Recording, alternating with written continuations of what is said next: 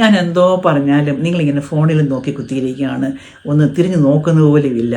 അല്ലെങ്കിൽ ഞാൻ ജോലി കഴിഞ്ഞ് ഇങ്ങോട്ട് ക്ഷീണിച്ച് വരുമ്പോൾ ഒരു ചായ പോലും എടുത്തു തരാനുള്ള മനസ്സില്ല, നീ മറ്റു കാര്യങ്ങളും നോക്കി ചെയ്യുകയാണ്.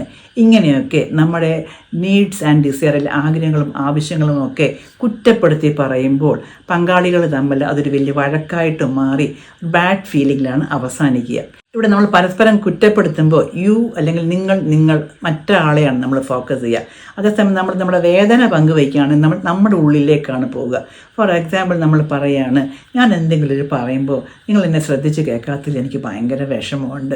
ഞാൻ ജോലി ചെയ്ത് ക്ഷീണിച്ച് ഇങ്ങോട്ട് വരുമ്പോൾ എനിക്കുള്ള ചായ എടുത്ത് തരണം ഞാൻ ആഗ്രഹിക്കുന്നുണ്ട്, നീ തിരിഞ്ഞു നോക്കാത്തതിൽ എനിക്കൊരു വിഷമം ഉണ്ടാവാറുണ്ട്. ഇങ്ങനെ പറയുമ്പോൾ നമ്മളുടെ പെയിനാണ് പറയുന്നത്. ഇങ്ങനെ പറയാൻ ശ്രമിച്ചാൽ കുറച്ചും കൂടി ആശയവിനിമയം നടത്തിയിട്ട് ചിലപ്പോൾ പരസ്പരം മനസ്സിലാക്കി നമ്മൾ മാറ്റങ്ങൾ വരുത്താൻ പറ്റും.